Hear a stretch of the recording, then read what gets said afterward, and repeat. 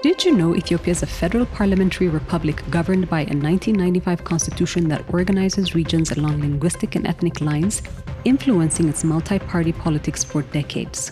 Since 2018, Prime Minister Abiy Ahmed has implemented major political reforms, including lifting a ban on opposition groups, inviting exiled leaders to return, and dissolving the EPRDF to form the Prosperity Party, a national platform uniting ethnic-based blocs. In this episode of Ethiopia in Focus, I'll be speaking with Dr. Gedion Timothewos. Dr. Gedion is Ethiopia's current foreign minister, former Minister of Justice, and a Central Committee member of the ruling Prosperity Party. Our conversation will dwell on the political reforms undertaken and the inherited challenges the government continues to address.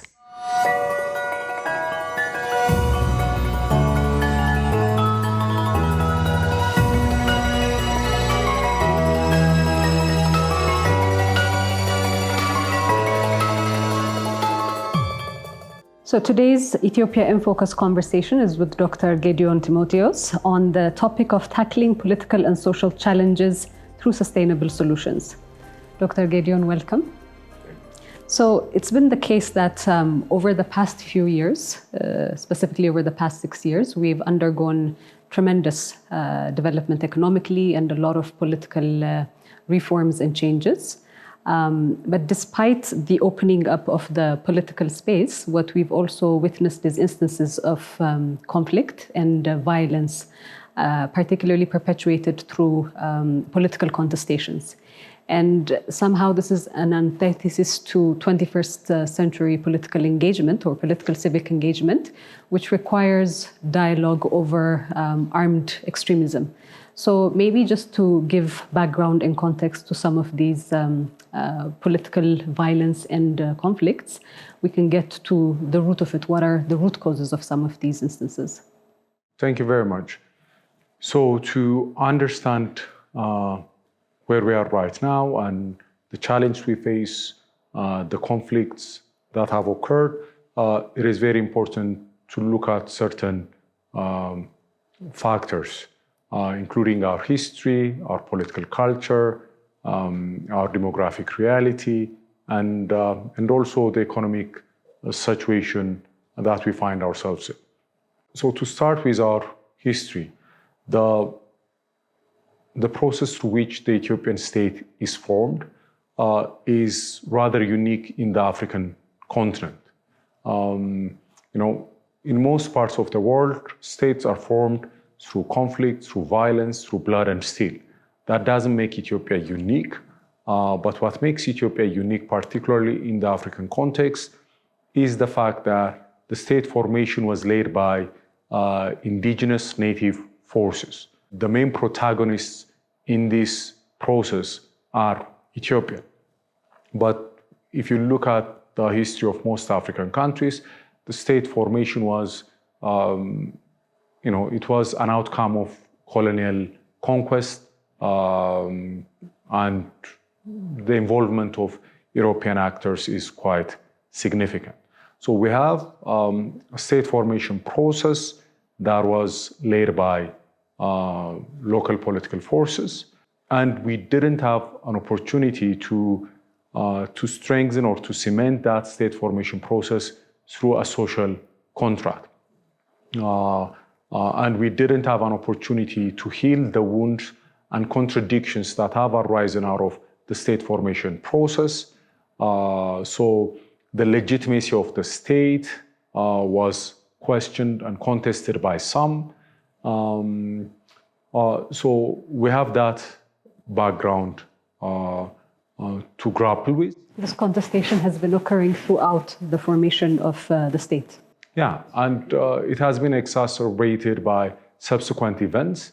So there were some who are challenging the very legitimacy of the state that has come into existence, the modern Ethiopian state.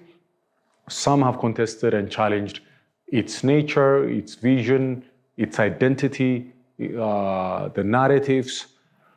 Some have found it difficult to accept the institutions and its configurations. So there has always been this basic contradiction that has arisen out of the state formation process, and we have not squarely dealt with it in a manner that would engender consensus among critical actors. Another layer that we have to look into is the fact that we have a very violent and autocratic political culture. So whenever there are either be it contestation for power or political differences about policy, about institutional arrangement, more often than not, the instrument of solving these differences has been conflict. So imposing your will, your vision on everybody else through violence, through the use of force, has been how we have done business for generations. And once you have secured power, once you have assumed the highest office, using autocratic means to consolidate power, that has been our practice. And through this process, not just through the state formation process, but through this autocratic and violent exercise of power, there have been many wounds and grievances and violations. And we have not also been able to address those in a way that is satisfactory to most Ethiopians. So we have this contradiction, we have this background. And on top of this, in an attempt to resolve some of these problems, the solutions and prescriptions that have been introduced, at times they have been very divisive. They have emphasized differences, divisions at the expense of what unites us, what binds us. So our politics has increasingly become polarized and ethnicized. And that is also something to take into account. But let's fast forward a little bit to 2018, because 2018 saw a turning point in terms of this culture, this violent political culture that you mentioned, which is we saw a peaceful transition of power, unlike any time that we've seen in our modern history. Nevertheless, these violent political contestations have also continued, and we are seeing the manifestations of these inherited challenges that you said. Elaborate a little bit more on that. Well, yes, there was a peaceful transfer of power in 2018, but that event, that episode, couldn't, in and of itself, overcome centuries and generations worth of history and entrenched political culture, right? So when that transfer of power occurred and when a new political dispensation was introduced, there are those who are very unhappy about that, who didn't accept the new dispensation, who thought... Change in the status quo? Yeah, who thought they could reverse this change, who wanted to return to the status quo. There are also those who wanted there to be change, but who wanted the change and transition to go in a particular direction. They had their own vision of what the change should look like. And for both sides, for both actors, instead of solving these differences through dialogue and political discourse, our default position, what drives us, the political culture that informs our behavior, is one that would privilege violence over dialogue. Most political actors do not have the patience, do not have the practice or the sensibility for that kind of engagement. Violence looks like a shortcut. It's what we are used to. Within the political class, there isn't this conviction or principle that violence is unacceptable to resolve political differences. So not everyone would say that, we have had this transition, let's build on it, let's consolidate it.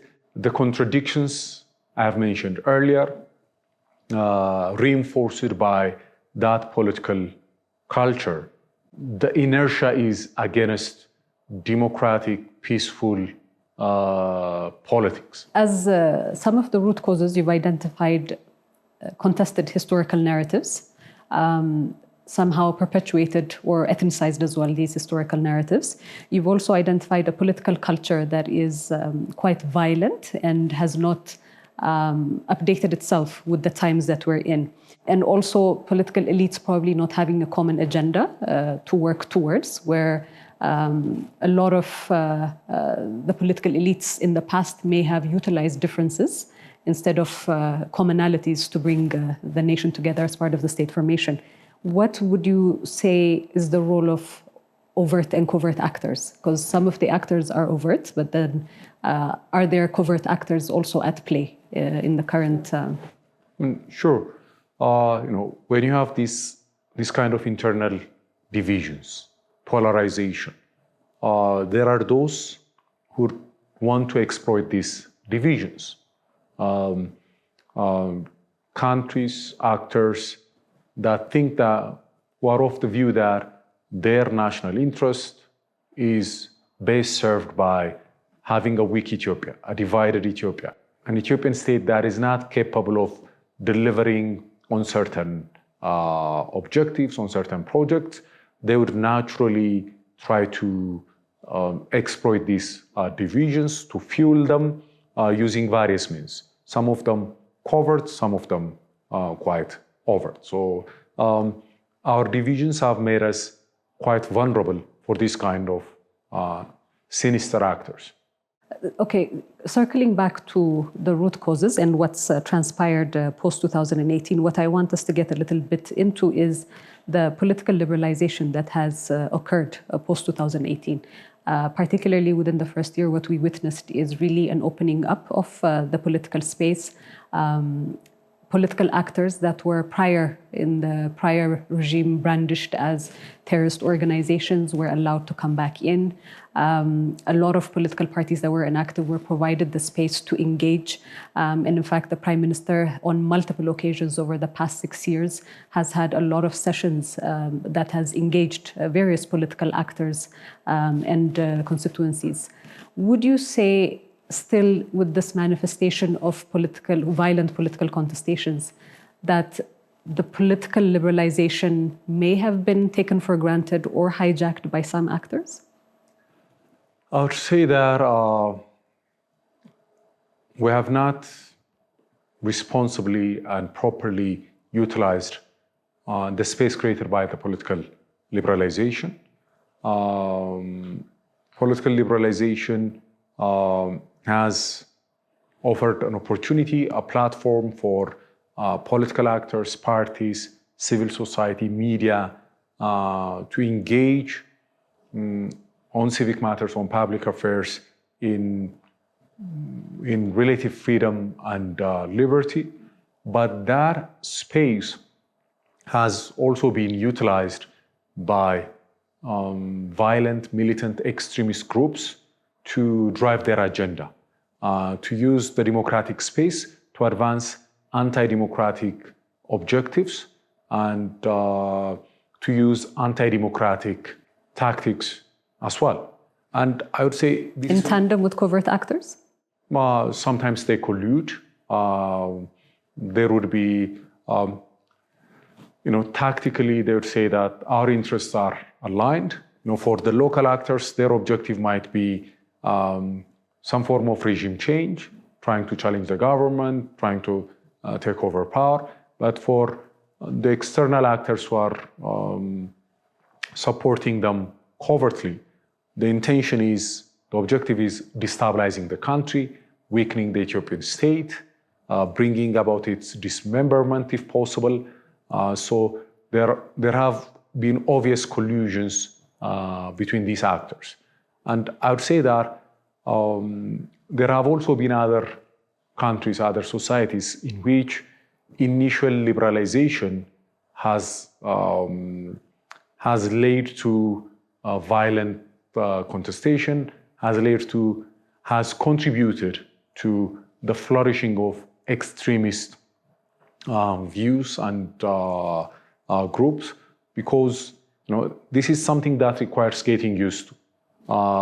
We can't all become democrats overnight.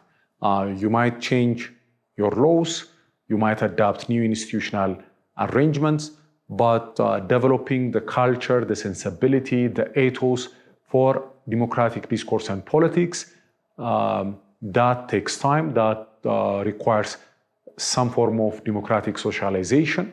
And, it's something that happens through generations and not overnight.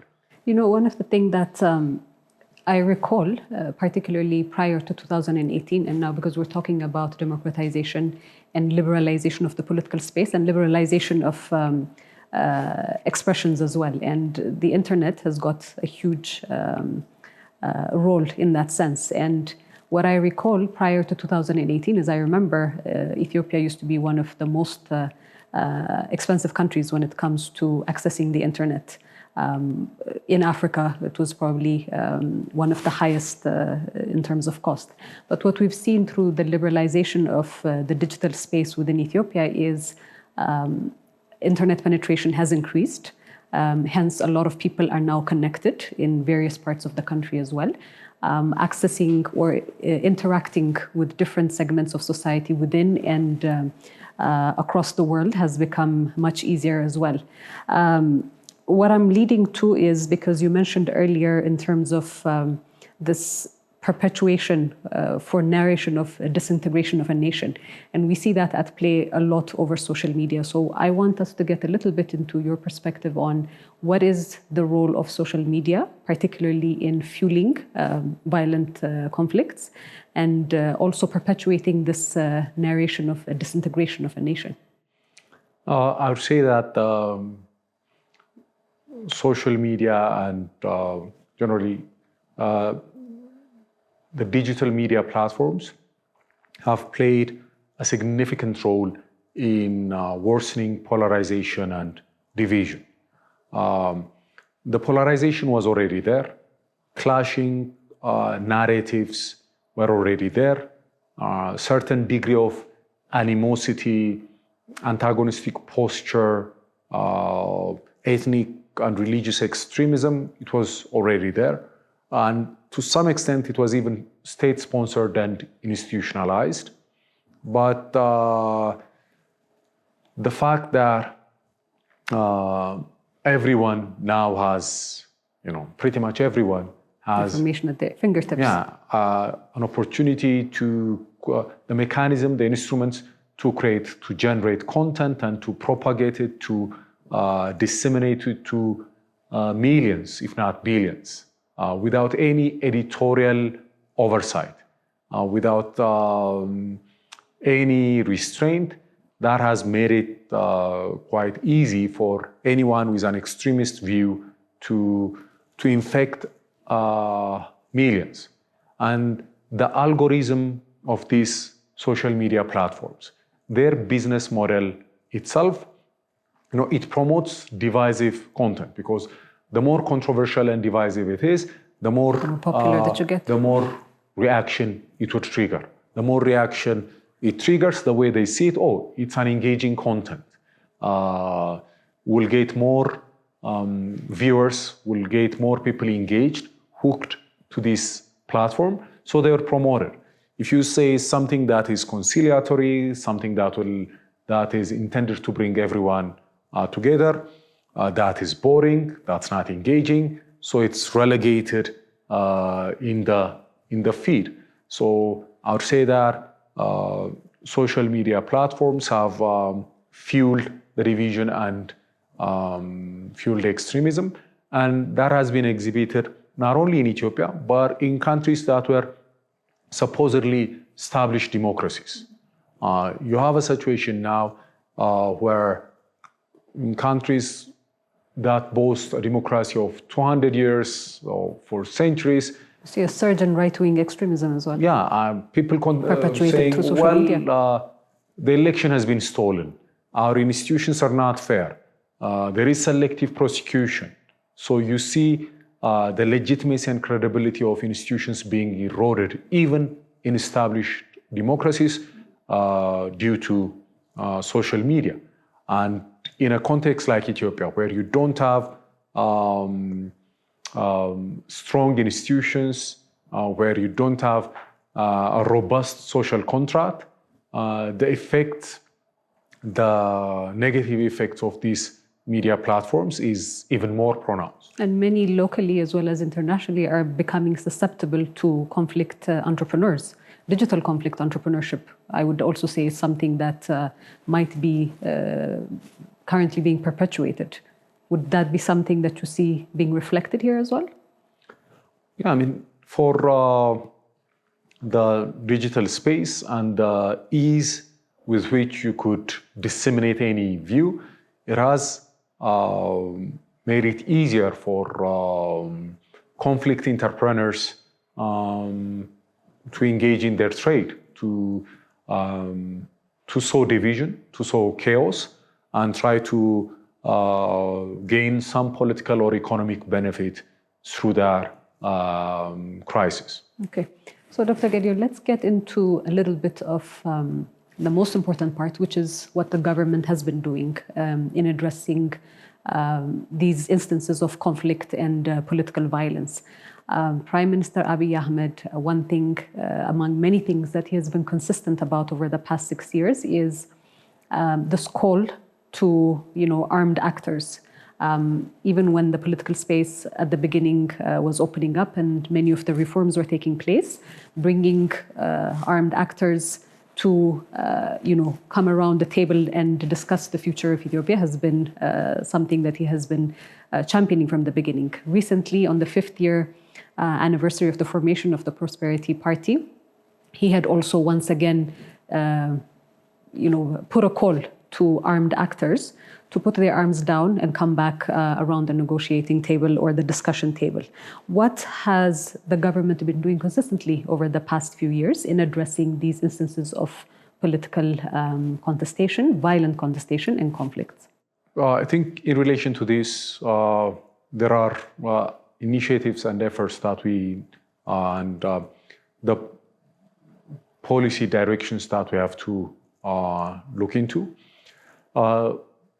Whenever violent actors, militant groups have tried to impose their will on the nation, on the people, one of the things that the government has tried to do is uphold law and order, demonstrate that this path doesn't lead anywhere, that it is unacceptable.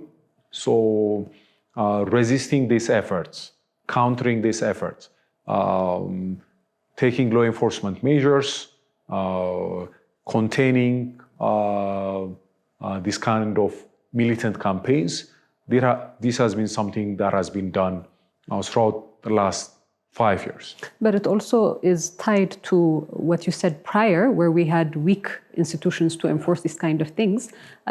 Clear, new way that we're moving towards addressing some of these issues is also strengthening institutions. Yeah. Can you say a little bit about the security sector? So, and in order for law enforcement agencies, security agencies, to be able to discharge their constitutional mandate, their responsibility as stipulated in the law of the land, a lot of effort has been expended to strengthen these institutions, to make them more inclusive, to make them more modern and equipped to withstand the challenge of the 21st century. So because we have strengthened these institutions, today the state stands.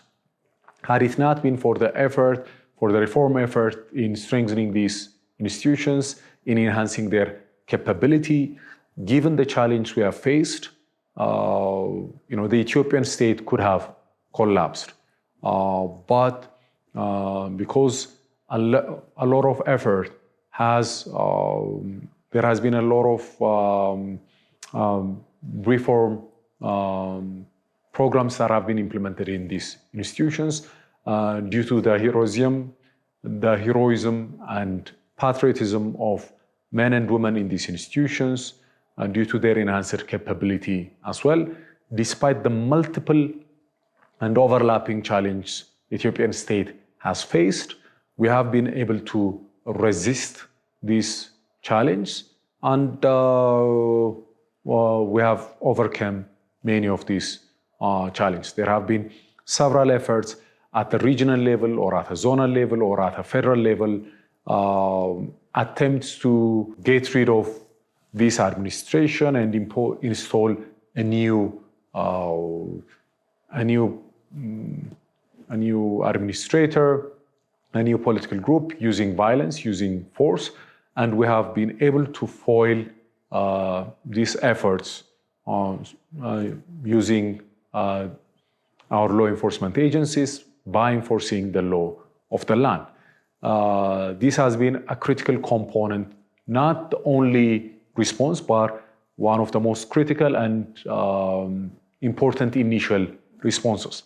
But there has always been a realization that law enforcement measures, trying to contain the violence, exercising and asserting the monopoly of violence that the state is legitimately entitled to, that doesn't give us the entire solution.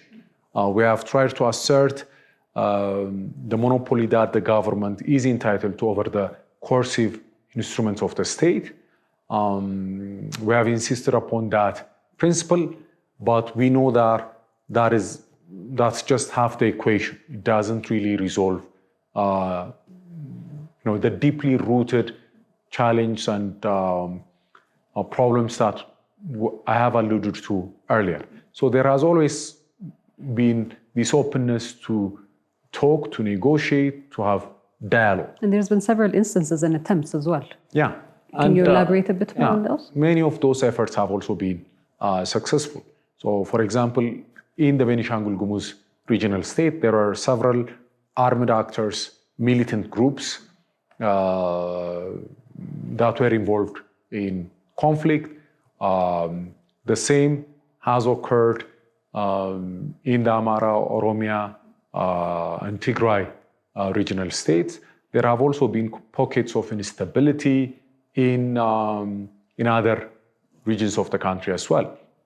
And while upholding law, the law of the land, while trying to enforce the law using law enforcement agencies, using legitimate force, the government had also engaged with these actors, and there have been peace agreements, understandings with these groups, and in Benishangul Gumuz, recently in the Oromia regional state. The faction of the Oromo Liberation Army as well.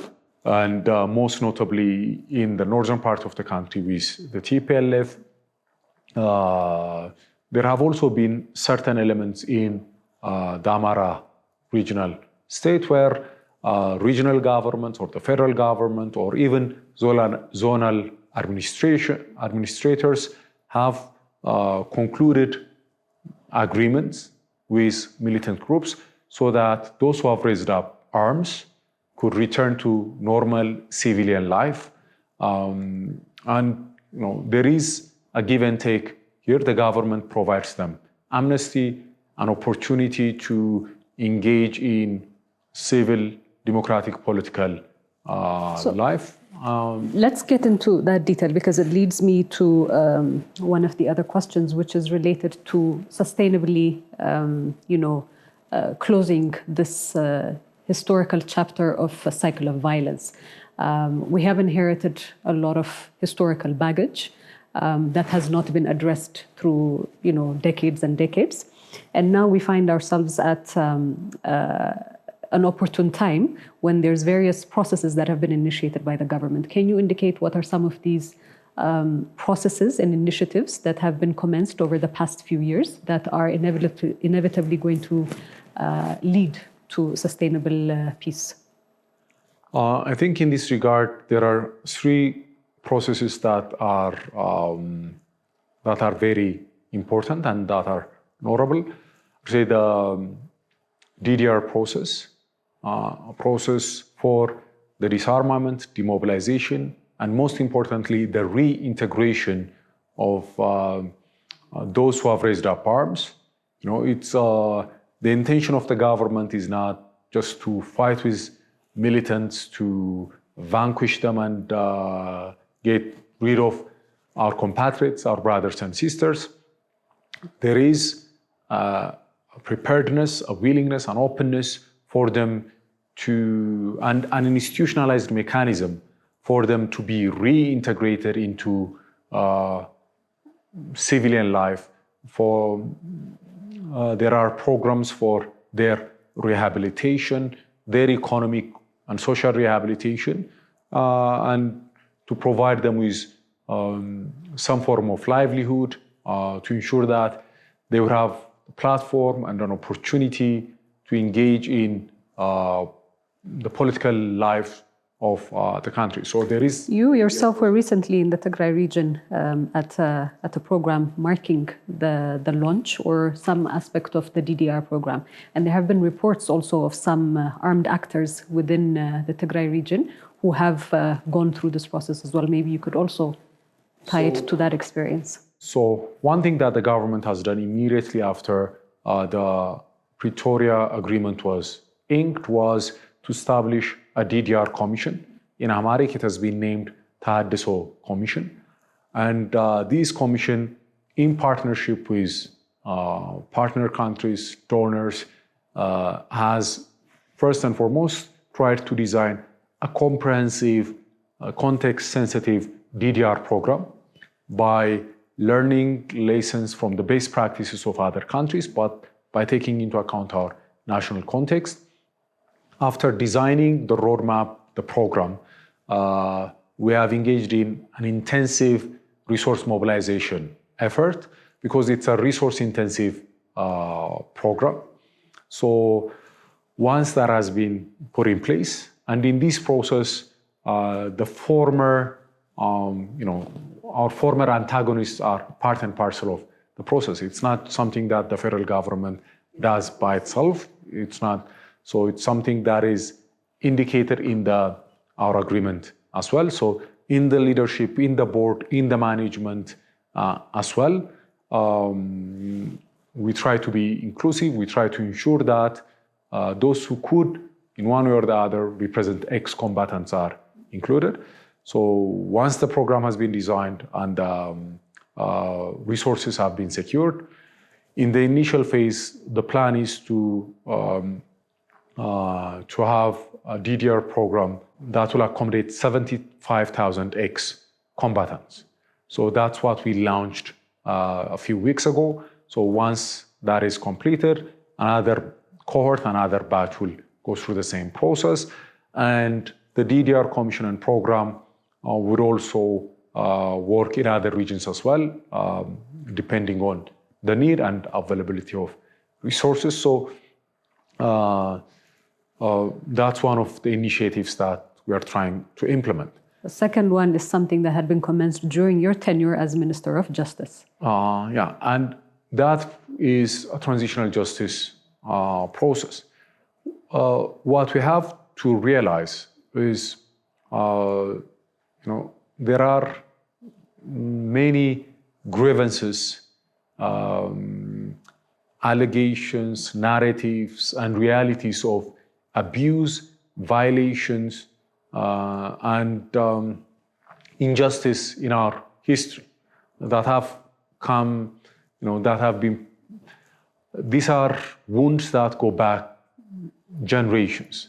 And unless we heal these wounds, unless we address them, unless we have clear, open, honest, candid conversation about these issues, not to relitigate them, but to heal them, to have a common understanding of what has happened, what are the lessons we should draw from what has transpired, what is true, what is not true, who has done what, and on the basis of the truth, unless we facilitate reconciliation, accountability, and reform our institutions, so long as these wounds are open, so long as they are not addressed, they will fester and will always be in trouble.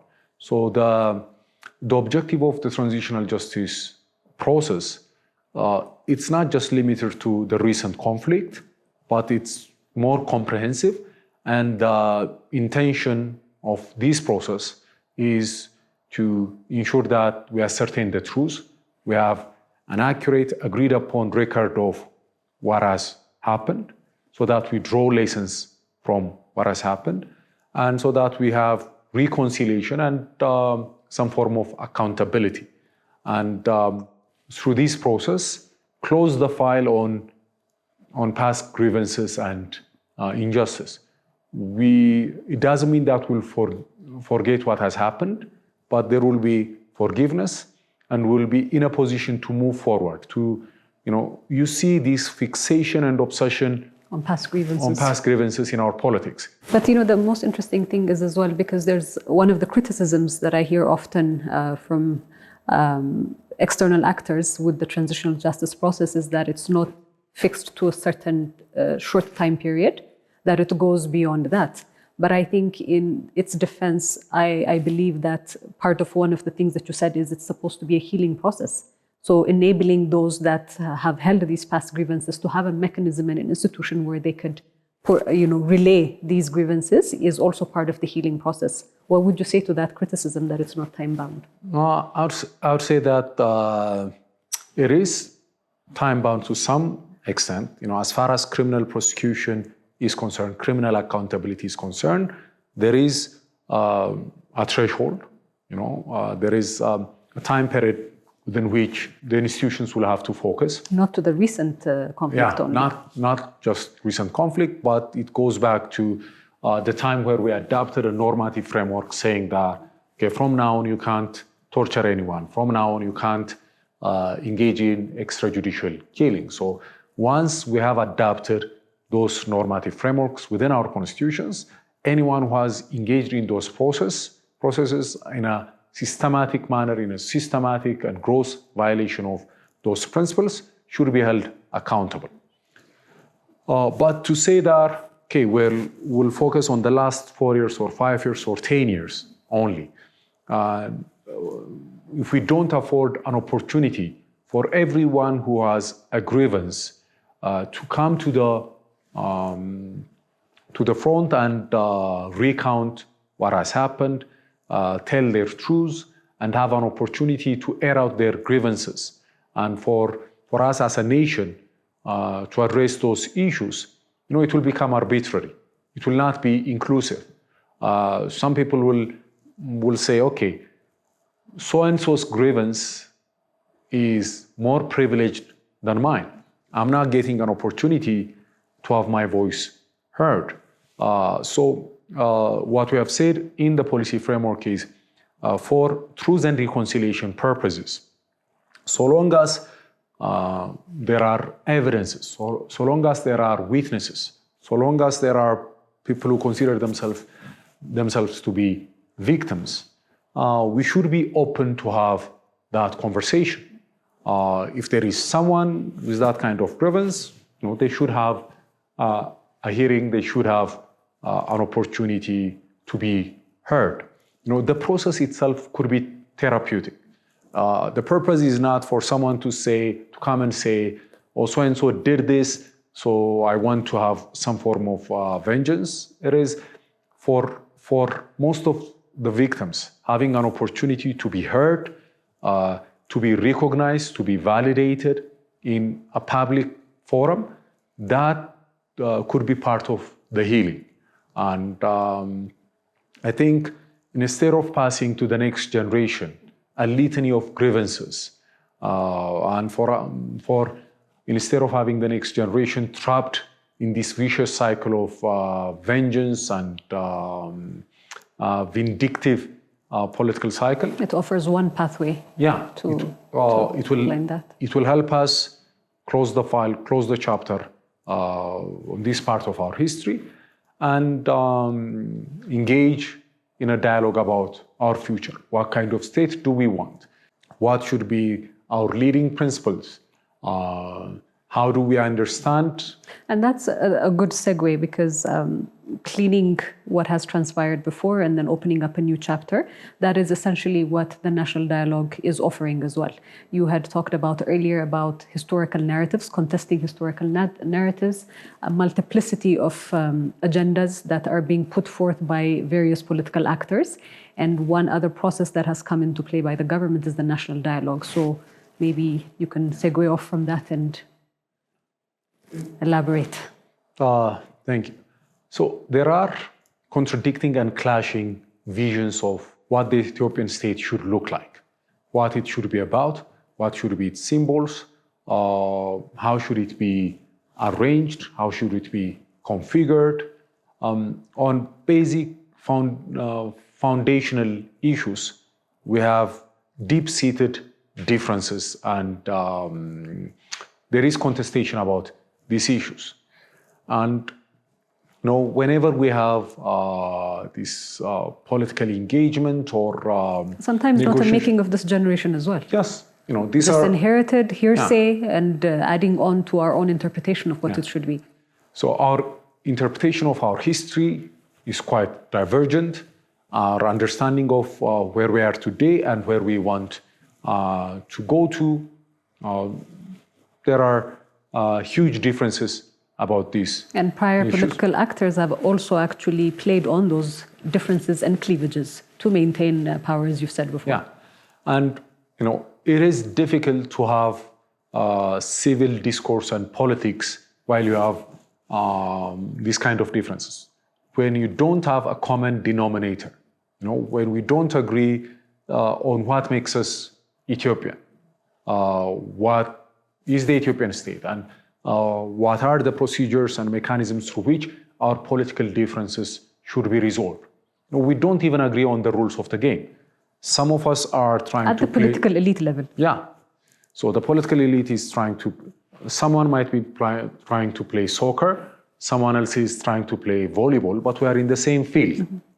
So what I consider to be a foul for you is a legitimate play. So these are things that we need to address. And, as a government, what we didn't want to do is impose, as a ruling party and a government, we didn't want to impose our vision, our solutions, to come and say that, okay, this is the problem that we have identified, and this is the solution, this is our prescription, accept it and live with it. That is what successive regimes have done. The prescriptive aspect. Yeah, and it has always failed. The imperial government has came up with its own vision, with its own understanding, and imposed it through its own constitution. The Derg had also come up with its own prescription and imposed it through its own constitution. EPRDF has done the same. So, this pattern where a new government comes, then it writes a new constitution by itself, it has not really helped the situation. In fact, it has made it worse. Changes a flag. Yeah. Changes a national anthem. Root and branch, you change everything. That leads to more confusion. That adds to our polarization. Some people will like the new dispensation. Some people will say, oh, the previous arrangement was better. And it also makes it difficult for our institutional arrangements, for our constitutional arrangements to settle in and take root. So instead of focusing on economic issues, on how we should create more jobs, how we could bring about more investment or economic growth, our contestation will be about these big issues, these constitutional issues. So what we have determined, what we have resolved to do is, instead of imposing our solution, what we should put in place is a process that will be inclusive, that will be open, so that everyone will come up with their own understanding and diagnosis of the problem. And collectively, as a nation, together, we could search for solutions through a deliberative process, through a through a dialogue, by trying to persuade and convince one another, come up with certain basic principles, certain solutions that could serve as a common denominator, that could serve as our agreed upon social contract, the terms and conditions for our coexistence. We need to agree upon those for us to move forward. So the National Dialogue process, the National Dialogue Commission has been established with this objective in mind. So if you look at the proclamation establishing the National Dialogue Commission, it doesn't prescribe or stipulate the agenda for dialogue. It leaves it open for the public at large to articulate what they want to be agenda items in the deliberative process. And we believe that in the long run, in terms of renewing and revitalizing our social contract, this would be a very important and historic process. There are a lot of criticisms in terms of the process itself. But I mean, we need to be able to address how it is an Ethiopian process that is addressing an Ethiopian problem. It cannot be an institution, or it cannot be a process that is a copy and paste of other processes elsewhere. And sometimes I feel like the way that this process is perceived is through the lens of other country experiences, but we are in a unique political context, a unique historical processes that have brought us to this sense as well. How would you react to some of the skeptics around the national dialogue as well as the other processes as well?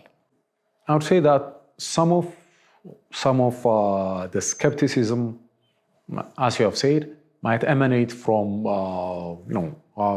trying to measure these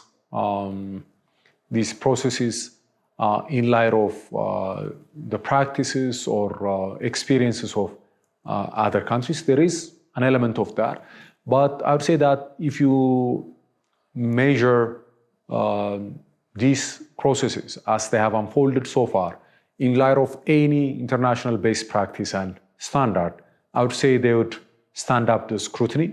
And they have been for example, the national dialogue process, the way agenda items have been selected, the way participants are being selected, it has been very, very inclusive. It has been very open, and it has enabled grassroots participation, ordinary citizens to participate in the process. In fact, some of the criticism, in my view, is triggered by the fact that it has been very inclusive, because the political class, some political parties and actors are of the opinion that they have a monopoly over the solution. They don't see the sense of having ordinary people participate in the process. They say what we need is elite bargain. So we'll have, the big men and women, most of the time men, who have hated political parties for decades. They think that the solution would come if a few of them, the wise few, the powerful few, get into a room, hash it out amongst themselves, arrive at some elite pact. You get that office, I'll get this. This will be my sphere of influence, that will be your sphere of influence. And then if we are happy, then because we are the troublemakers, if we behave, things would settle down. They have that kind of opinion. But I mean, more than half of the Ethiopian population is under the age of how? Exactly. And they want us to have this deliberation, this discussion on agenda items that have been framed and stipulated 50 years ago. But the reality has changed. There is a new generation that is entitled to have its own voice, that is that has its own views, that has its own priorities. I understand that there is room and utility for a degree of elite bargain, but primarily we should have a very democratic, a very inclusive, participatory process in which there is grassroots participation. It should be bottom-up. That is the approach that we have adopted. And from a viewpoint of privilege and from the position of political elite, this might not always be appealing, but for the long-term success of the process, this is very important. So my last question to you personally is, what are you hopeful with the new trajectory that Ethiopia is on? What are you most hopeful about? I believe that we are in an era where things are being built, both literally, physically, and ideationally, ideologically, in terms of narrative and our political sphere, our political institutions. My hope, what I hope to see, what I desire to see, and going forward, I hope that through the national dialogue process, through the transitional justice process, and also through DDR process, a new generation of Ethiopians who have reached a degree of consensus on what being Ethiopian means, what kind of Ethiopia we want to see, state institutions that are very capable, that have a robust legitimacy, a social contract that will last us for the next 200 years. I hope that we are in the process of building these things. So an Ethiopia where everyone is included, where there is equality, solidarity, and freedom, and economic opportunities for people to have gainful employment, to lead a life of dignity, both in the political sphere, in terms of the freedom and liberties they have, and also in the economic sphere, in terms of the livelihood that they have. So a generation that could hold its head up high and say that what we inherited might not be so great. There were challenges, there were many liabilities that we have inherited, but we have passed on the country, the nation, in a more solid footing than we have found it. So that's what I hope to see. Thank you.